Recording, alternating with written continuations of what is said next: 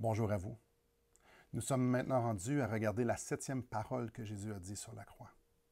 Cette parole se trouve dans Luc au chapitre 23, au verset 44, 45 et 46. Laissez-moi vous en faire la lecture. Il était déjà environ la 6e heure. Il y eut des ténèbres sur toute la terre jusqu'à la 9e heure. Le soleil s'obscurcit et le voile du temple se déchira par le milieu. Jésus s'écria d'une voix forte, « Père, je remets mon esprit entre tes mains. » Et en disant ces paroles, il expira. Des paroles lourdes de sens, chargées d'émotions. En fait, les 7 paroles que Jésus a dites sur la croix étaient chargées d'émotions, mais celle-ci d'une façon spéciale. Il s'adresse à son papa, Père. De toute éternité, ils ont été unis ensemble. De toute éternité, ils ont partagé la gloire, ils ont partagé la joie. Ils étaient un. Et ici, pour un instant, Jésus a subi la séparation d'avec le Père à cause de nos péchés. Il a porté nos péchés sur lui. Et ici, à la fin, à la toute fin, juste avant d'expirer,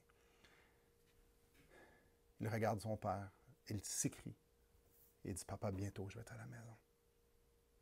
Je remets mon esprit entre tes mains. » Une chose qui est très importante de comprendre ici, c'est que Jésus s'est écrié. Donc, Jésus n'était pas à bout de souffle, Jésus n'était pas asphyxié comme normalement les gens qui sont crucifiés le sont. Non, au contraire. Jésus avait encore plein d'énergie. Lui qui est la vie, la source de la vie, en fait, toute vie prend racine en lui. C'est lui qui a décidé de mettre fin à la sienne. C'était maintenant le temps, comme j'ai dit, de retourner à la maison, d'aller offrir en sacrifice sa vie, son sang, pour nos péchés.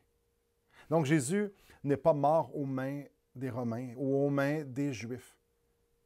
Jésus a donné sa vie. C'est pour ça qu'il dit dans Jean 10, 18 que personne ne lui ôte sa vie. Non, c'est lui qui la donne. Encore dans le chapitre 10, mais au verset 11, cette fois, Jésus dit « Je suis le bon berger donne sa vie pour ses brebis. » Donc, Jésus a donné sa vie en sacrifice. En sacrifice pour le pardon de mes péchés. Il est venu payer le prix, la dette de mes péchés. Comme j'ai dit, il est venu subir la séparation d'avec Dieu.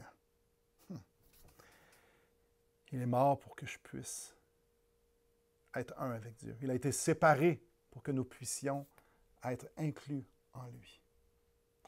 Chers amis, il n'y a pas de plus grande vérité, de plus belle vérité que celle que Jésus prend ma place. Et que Jésus décide de mourir, de s'offrir en sacrifice pour aller offrir son sang parfait, sa vie parfaite à son Père.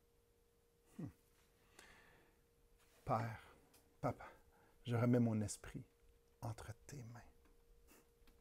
Enfin, nous allons être dans la joie. Dans Hébreux 12, 2, on lit « En vue de la joie qui lui était réservée, il a souffert la croix.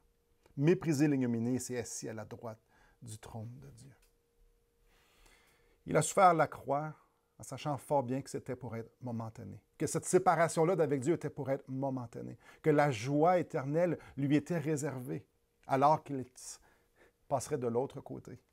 Mes chers amis, dans Jean 14, 6, Jésus nous dit « Je suis le chemin, la vérité et la vie. Nul ne vient au Père que par moi. » Alors que Jésus est crucifié depuis plusieurs heures, alors qu'il souffre l'agonie, il dit « C'est assez. Maintenant, je vais mourir. Je retourne à la maison. Je vais offrir mon sacrifice comme rançon pour beaucoup. Et je vais paver le chemin pour quiconque va me suivre par la foi. Je vais paver le chemin vers mon Père. Je suis le seul chemin. Je remets ma vie entre tes mains. Parce que c'est la meilleure place. Être dans les mains de Dieu. Être uni à Dieu. Et c'est exactement ce que Jésus a fait. Il a tout fait ce qui était nécessaire pour que vous et moi, nous puissions être pardonnés de nos péchés et être unis à lui pour l'éternité.